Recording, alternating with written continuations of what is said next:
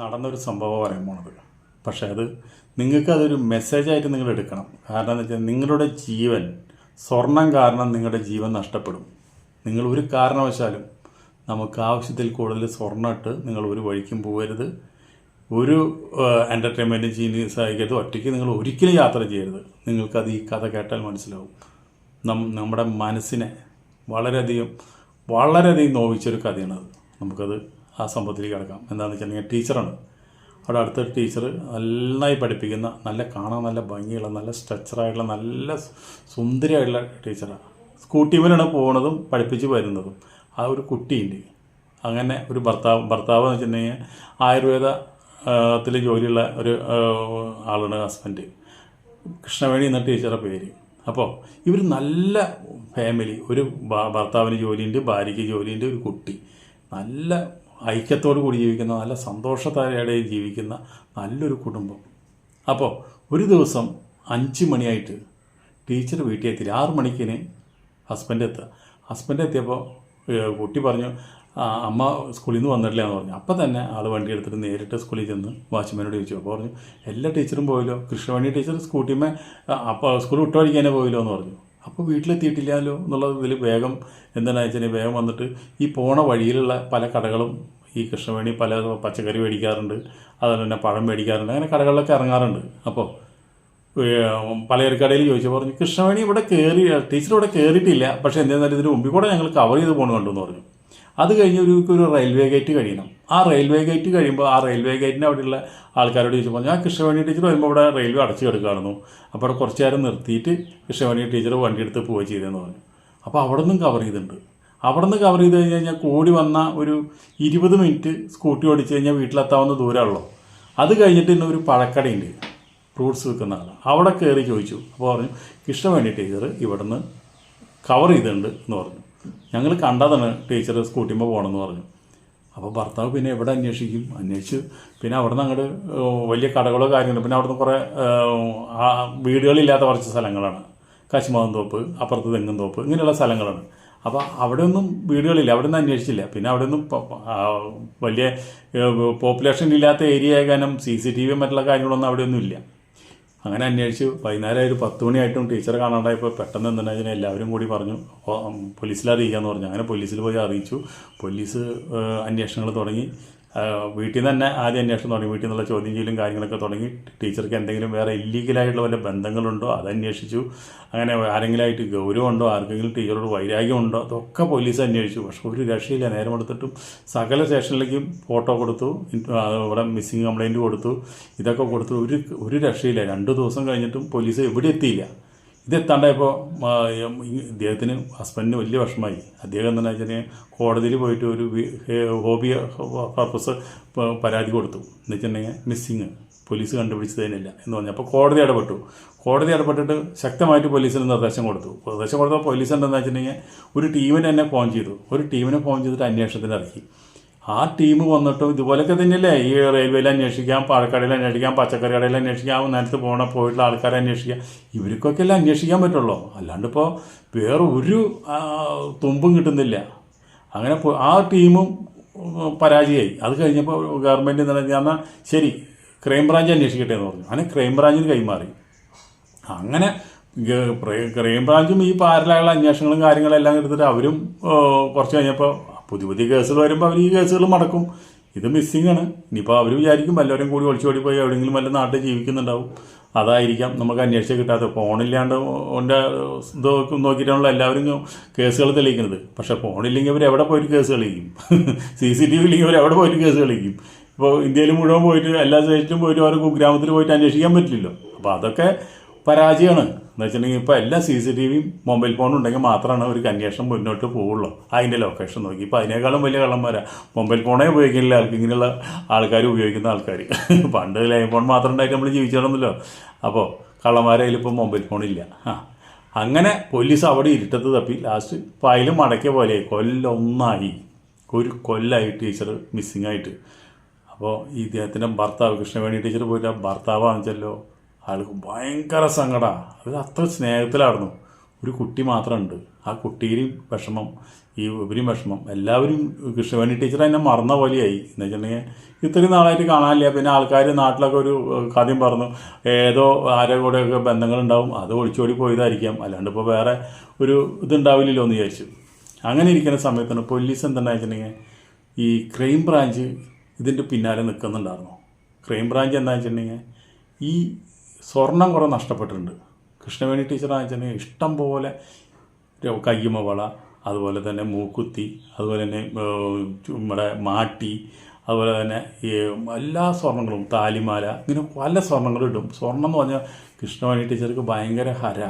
അപ്പോൾ ഇത്രയും സ്വർണം ഇട്ട കൃഷ്ണവേണി ടീച്ചർ മിസ്സായിട്ടുണ്ടെങ്കിൽ, ഏതെങ്കിലും കള്ളന്മാർ പിടിച്ചു കൊണ്ടുപോയി എന്തെങ്കിലും ചെയ്തിട്ടുണ്ടെങ്കിൽ, സ്വർണ്ണം എടുത്തിട്ടുണ്ടെങ്കിൽ ആ സ്വർണം കൊണ്ടുവന്ന് വിൽക്കില്ലോ എന്ന് പറഞ്ഞിട്ടാണ് അപ്പോൾ പോലീസ് ആ വഴിക്ക് ചിന്തിക്കുന്നത്. അപ്പോൾ ക്രൈം ബ്രാഞ്ച് ആ വഴിക്ക് ചിന്തിച്ചിട്ട് കൃഷ്ണവേണി ടീച്ചർ ഉപയോഗിച്ചിരുന്ന എല്ലാ ആഭരണങ്ങളെയും ഫോട്ടോ എടുത്ത് അവർ പല ജ്വല്ലറികളിലും പോയി അന്വേഷണം തുടങ്ങി. എന്ന് വെച്ചിട്ടുണ്ടെങ്കിൽ കോടതി ഇടപെട്ട കാരണം പോലീസിന് വെറുതെ ഇരിക്കാൻ പറ്റില്ല, അങ്ങനെ കേസ് മടക്കി പോകാനും പറ്റാണ്ടായി. അപ്പോൾ കോടതി ചെന്ന് ഓരോ പ്രാവശ്യം അന്വേഷിക്കും, ഞങ്ങളുടെ കേസ് ഇങ്ങനെ പുരോഗമിക്കുന്നുണ്ട്, ഇന്ന പോലെ ഞങ്ങൾ അന്വേഷിക്കുന്നുണ്ടെന്ന് പറഞ്ഞിട്ട് റിപ്പോർട്ടൊക്കെ കോടതിയിൽ കൊടുക്കുന്നുണ്ട്. അപ്പോൾ ഒരു കൊല്ലമായിട്ടും ഈ അന്വേഷണം മുന്നോട്ട് പോയിക്കൊണ്ടിരിക്കുന്നുണ്ട്. അപ്പോൾ ഈ ക്രൈം ബ്രാഞ്ച് ഇവിടെയുള്ള സകല ഈ ടൗണിലുള്ള എല്ലാ ജ്വല്ലറികളും അവർ സെർച്ച് ചെയ്തു. അതുമല്ല, അവിടെ സ്വർണം വിൽക്കാൻ വരുന്ന ആൾക്കാർ, ചെയിനും വളയും അതുപോലെ തന്നെ കമ്മലുകളൊക്കെ വിൽക്കാൻ വന്ന ആൾക്കാർ ആരാധന, അവിടെയുള്ള CCTV നോക്കി അവർ നോക്കും. അപ്പോൾ ആ ഒരു കൊടുക്കുന്ന സ്വർണ്ണമായിട്ട് നമ്മുടെ കൃഷ്ണവേണി ടീച്ചർ ഇട്ട സ്വർണ്ണമായിട്ട് വല്ല ബന്ധമുണ്ടോ, അതേപോലത്തെ മോഡലാണോ എന്നാണ് അവർ ചെക്ക് ചെയ്യുന്നത്. അവിടെ നിന്നൊന്നും കിട്ടിയില്ല. അത് കഴിഞ്ഞ് അവരെന്താണെന്ന് വെച്ചിട്ടുണ്ടെങ്കിൽ ഈ സിറ്റിയിൽ നിന്ന് അടുത്ത സിറ്റിയിലേക്ക് അന്വേഷണം മാറ്റി. അടുത്ത സിറ്റിയിൽ പോയിട്ട് അവിടെയുള്ള ജ്വല്ലറികളായി പിന്നെ അന്വേഷണം ഘട്ടം ഘട്ടമായിട്ട് മുന്നോട്ട് പോയിക്കൊണ്ടിരിക്കുക. പോലീസുകാരങ്ങനെ വെറുതെ പന്തും കളിച്ച് നടക്കുകയല്ല. അപ്പോൾ അടുത്ത സിറ്റിയിൽ പോയി അന്വേഷണം തുടങ്ങി. ആ അന്വേഷണത്തിൽ അവർക്കൊരു ചെറിയ തുമ്പ് കിട്ടി. എന്താണെന്ന് വെച്ചിട്ടുണ്ടെങ്കിൽ ഒരാൾ വന്നിട്ട് കൃഷ്ണവേണി ടീച്ചർ ഇട്ടുണ്ടായിരുന്ന ഒരു മാല, അത് താലിമാലിന്. അപ്പോൾ ആ താലിമാല അവിടെ വിറ്റിട്ട് പൈസ മേടിച്ചിട്ട് ആൾ പോകണം. അപ്പോൾ ആ ആളെ ഇവർ CCTVയിൽ കണ്ടു. അത് CCTV എടുത്തിട്ട് അതിൻ്റെ ഫോട്ടോ എടുത്തു. എന്നിട്ട് നാട്ടിൽ പോയിട്ട് മാഷോട് ചോദിച്ചു, ഈ ആളെ, അല്ല മാഷല്ല, ടീച്ചറെ ഭർത്താവിനോട് ചോദിച്ചു, ഈ ആളെ നിങ്ങൾ ഇവിടെ എവിടെയെങ്കിലും കണ്ടിട്ടുണ്ടോ, ഇയാൾ കൃഷ്ണവേണി ടീച്ചറായിട്ട് എന്തെങ്കിലും ബന്ധമുണ്ടോ എന്താണെന്ന് അന്വേഷിച്ചപ്പോൾ ഈ മുഖം കണ്ടപ്പോൾ ഹസ്ബൻഡ് മനസ്സിലായി, ഇത് ഞങ്ങൾക്ക് ഇവിടെ പണിക്ക് വരുന്ന ഒരു വ്യക്തിയാണ്. ഇവിടെ ഞങ്ങൾക്ക് ചിലപ്പോൾ വാഴ കളയ്ക്കാനുണ്ടാവും, തെങ്ങുന്നട തുറക്കാനുണ്ടാവും, അങ്ങനെ പല പണികൾക്കും ഞങ്ങൾ വിളിക്കുന്നത് ഇദ്ദേഹത്തെയാണ്. അപ്പോൾ ഇദ്ദേഹത്തിൻ്റെ പേര് വേലായുധൻ എന്നാണ് എന്ന് പറഞ്ഞു. അപ്പോൾ പോലീസിന് തുമ്പ് കിട്ടി. അപ്പോൾ പോലീസ് കണക്കാക്കി, ഈ വേലായുധൻ അറിയാണ്ട് ടീച്ചർ എവിടെയും പോവില്ല. അങ്ങനെ പോയി വേലായുധനെ അറസ്റ്റ് ചെയ്ത് ചോദ്യം ചെയ്യണം. അപ്പോൾ പറഞ്ഞു, ടീച്ചറെ ഞാൻ അറിയുന്നതാണ്, ടീച്ചറെ വീട്ടിൽ ഞാൻ പോകാറുണ്ട്, ഞങ്ങൾ പണി അവിടെ ചെയ്യാറുണ്ട്. അപ്പോൾ ഞാൻ വേറൊരു കാര്യം എനിക്കറിയില്ല. അപ്പോൾ ചോദിച്ചു, ഈ ഫോട്ടോ കാണിച്ചു കൊടുക്കും, നിങ്ങൾ ഈ മാല ഇവിടെ ഇത്രയധികം ജ്വല്ലറികൾ ഉണ്ടായിട്ട് നിങ്ങൾ അവിടെ ഒന്നും വിൽക്കാണ്ട് അടുത്ത ജില്ലയിൽ പോയിട്ട് ഈ മാല നിങ്ങൾ ഒരു ജ്വല്ലറിയിൽ കയറി വിറ്റു, ഈ മാല നിങ്ങൾക്ക് പരിചയമുണ്ടോ ചോദിച്ചു. അങ്ങനെ CCTV ദൃശ്യങ്ങളും കാണിച്ചു കൊടുത്തു. പിന്നെ 2 പടയും കൂടി കൊടുത്തപ്പോൾ കൂടിയിട്ട് മണി പോലെ പറഞ്ഞു. എന്താണ് പറഞ്ഞത്? അപ്പോൾ അദ്ദേഹം മാത്രമല്ല, രാഘവൻ എന്ന് പറഞ്ഞുള്ള ഒരു വ്യക്തിയും കൂടി, ഇവർ 2 പേരും കൂടെ ചെയ്തത്. ഈ വേലായുധൻ എന്ന് പറഞ്ഞ വ്യക്തി ആ ടീച്ചറെ വീട്ടിൽ പണിക്ക് വരുമ്പോൾ ടീച്ചറെ കാണുമ്പോൾ വേലായുധന് കമ്പിയാവാറുണ്ട്. ടീച്ചറെ കാണുമ്പോൾ മൂപ്പർക്ക് എങ്ങനെയെങ്കിലും ഈ ടീച്ചറൊന്ന് പരിപാടി ചെയ്യണം. പല പ്രാവശ്യം ഞായറാഴ്ചയും ശനിയാഴ്ചയ്ക്കും മൂപ്പര് പണിക്ക് പോകുള്ളൂ. അതിൻ്റെ ഇടയിൽ ഏത് ദിവസം വിളിച്ചാലും ടീച്ചർക്ക് ഒഴിവ് ഞായറാഴ്ചയ്ക്കുള്ളൂ. അപ്പോൾ ശനി ഞായറൊക്കെ ആയിട്ടാണ് പണിക്ക് വിളിക്കുക. അപ്പം അവിടെ ചുറ്റിപ്പറ്റി നിന്ന് ടീച്ചർ കുളിക്കാൻ വെച്ചിട്ടുണ്ടെങ്കിൽ അവിടെ കാണാൻ വേണ്ടിയിട്ട് എന്തെങ്കിലും തപ്പി പിടിച്ച് നോക്കും. അതുപോലെ ടീച്ചർ എവിടെയെങ്കിലും റൂമിൽ വെച്ചിട്ടുണ്ടെങ്കിൽ അവിടെ എങ്ങനെയെങ്കിലും വല്ല സൈഡുണ്ടോ നോക്കും. ടീച്ചറെ കണ്ടുകൊണ്ടിരിക്കുന്ന മൂപ്പർക്ക് ഒരു ഹര, എങ്ങനെയെങ്കിലും ടീച്ചറെ പരിപാടി ചെയ്യണം. വേലായുധനെ വെച്ചിട്ടുണ്ടെങ്കിൽ ലോക കോഴിയാണ്. അങ്ങനെ ഒരു ചിന്ത മൂപ്പര മനസ്സിലുണ്ട്. അതുമല്ല, ഇത്രയും സ്വർണം ടീച്ചർ ഇട്ട് നടക്കണമുണ്ട്. അപ്പോഴാണ് ഈ രാഘവൻ എന്ന് പറഞ്ഞുള്ള ഒരു വ്യക്തിയായിട്ട് മൂപ്പര് കമ്പനിയാവുന്നത്. എന്നിട്ട് രാഘവനോട് പറയണത്, നമുക്ക് കുറച്ച് കാശ് കിട്ടാനുള്ള ഒരു വഴിയുണ്ട്, അതുപോലെ തന്നെ നമുക്കൊന്ന് സുഖിക്കുകയും ചെയ്യാം. ഇന്ന ടീച്ചർ, കൃഷ്ണവേണി ടീച്ചർ, ഞാൻ ഒരു വീട്ടിൽ പണിക്ക് പോകാറുണ്ട്. അപ്പോൾ അവർ സ്കൂൾ വിട്ട് വരണ വഴിയിൽ ഒരു വലിയ കശുമാവൻ തോപ്പുണ്ട്. അവിടെ വെച്ചിട്ട് നമുക്ക് കൃഷ്ണവേണി ടീച്ചറെ പിടിക്കാം. എന്നിട്ട് കശുമാവൻ തോപ്പിലേക്ക് കൊണ്ടുപോയി കഴിഞ്ഞാൽ ഒരു മനുഷ്യൻ പോലും അറിയില്ല, അവിടേക്ക് ആരും വരികയില്ല. നമുക്ക് അവിടേക്ക് ടീച്ചർ കൊണ്ടുപോയിട്ട് അവിടേക്ക് പരിപാടി ചെയ്യാൻ ഈ സ്വർണ്ണം എടുക്കാമെന്ന്. അപ്പോൾ ഈ രാഘവൻ എന്ന് പറഞ്ഞ ആളൊരു കള്ളൻ തന്നെയാണ്. അപ്പോൾ ആൾ സമ്മതിച്ചു. അവരങ്ങനെ ഒരു പാക്കേജ് ഉണ്ടാക്കി ടീച്ചർ വരുമ്പോൾ ഈ പഴക്കട കഴിഞ്ഞ് കുറച്ച് കഴിഞ്ഞതിന് ശേഷമാണ് ഈ വലിയ വിജനമായുള്ള ഒരു അധികം വീടുകളില്ലാത്ത ഏരിയ. അവിടെ ഇപ്പോൾ വേലായുധം നിൽക്കുന്നുണ്ട് കഴിഞ്ഞാൽ എന്തായാലും ടീച്ചർ വണ്ടി നിർത്തല്ലോ. ഒന്നുമില്ലെങ്കിൽ ഈ ആഴ്ച പണിക്ക് വരിക, അല്ലെങ്കിൽ എന്താ അവിടെ നിൽക്കുന്നത്. അപ്പോൾ ടീച്ചറെ വണ്ടി വരുമ്പോൾ ഞാൻ കൈ കാട്ടിയോളാം, നീ അപ്പോൾ പിന്നെയും കൂടെ വന്നിട്ട് ടീച്ചറെ വായ പൊത്തി നമുക്ക് പിടിച്ച് അങ്ങോട്ട് കൊണ്ടുപോകാമെന്ന് പറഞ്ഞു. ഒക്കെ പ്ലാൻ ചെയ്ത് ടീച്ചർ അതേപോലെ തന്നെ വിജനമായ വഴി ഇവർ 2 പ്രാവശ്യത്തിന് മുമ്പ് നോക്കിയിരുന്നു. പക്ഷേ നോക്കിയിരുന്നപ്പോൾ ആ സമയത്ത് കിട്ടിയില്ല. കാരണം വെച്ചിട്ടുണ്ടെങ്കിൽ ടീച്ചർ വരുന്ന നേരത്തെ റോട്ടിൽ കൂടെ ആരെങ്കിലും വരുന്നുണ്ടാവും. അപ്പോൾ അവർ ആ ശ്രമം ഉപേക്ഷിക്കും. അങ്ങനെ 3ാമത്തെ പ്രാവശ്യം ശ്രമം നോക്കിയപ്പോൾ അവിടെ റോട്ടിൽ ആരുമില്ല. ആ നേരത്ത് വേലായുധം കഴിയാണ്ടി ടീച്ചർ വണ്ടി നിർത്തി. എന്താ വേലായുധ?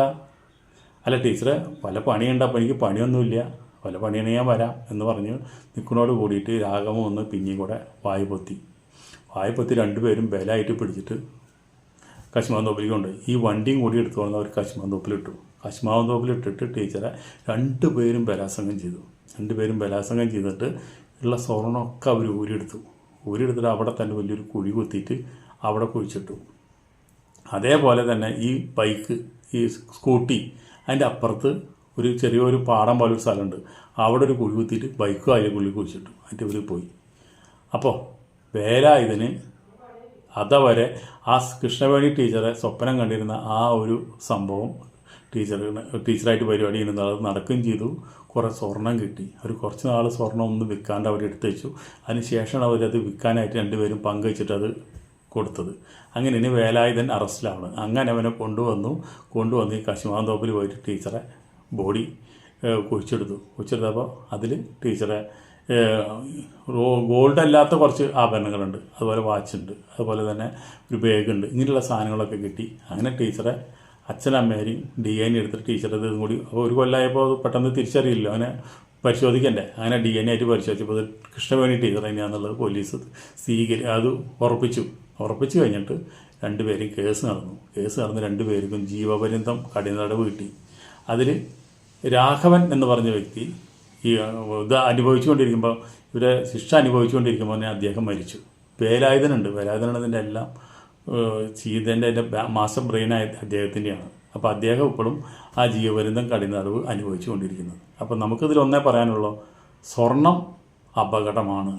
സ്വർണം നമ്മൾ ധരിച്ച് നമ്മൾ ഒറ്റയ്ക്ക് പോകുന്നത് അതിനേക്കാൾ അപകടമാണ്. അപ്പോൾ നിങ്ങൾ എത്ര സ്വർണ്ണം ഉണ്ടെങ്കിലും നിങ്ങൾ പേരിന് മാത്രം എന്തെങ്കിലും ഒന്ന് എടുത്തിടുക. അതുപോലെ തന്നെ കാഴ്ചക്കാരെ കാണിക്കാൻ വേണ്ടി നിങ്ങൾ സ്വർണ്ണം ഇട്ട് പുറത്ത് പോയാൽ നിങ്ങളുടെ ജീവൻ പോലും നഷ്ടപ്പെടും. പോരാതിന് സ്വർണ്ണത്തിന് ഇപ്പോൾ വില ഇങ്ങനെ കയറി വരിക. ഇപ്പോൾ 1 ലക്ഷം രൂപയാവും ചിലപ്പോൾ ഇനി ഒരു പവൻ സ്വർണ്ണത്തിന്. അപ്പോൾ സ്വർണ്ണം എന്ന് പറഞ്ഞ സാധനം നമ്മുടെ ദേഹത്തെ പാടില്ല എന്നാണ് നമ്മൾ പറയുന്നത്. അപ്പോൾ അതുകൊണ്ട് ഈ വീഡിയോ നമ്മളിവിടെ നിർത്തുന്നു. സൂക്ഷിക്കുക, ദുഃഖിക്കേണ്ട. ഓക്കെ, സബ്സ്ക്രൈബ് ചെയ്യാത്തവരൊന്ന് ചെയ്തോളൂ, ലൈക്ക് അടിക്കാത്തവരൊന്ന് ചെയ്തോളൂ. Okay, by.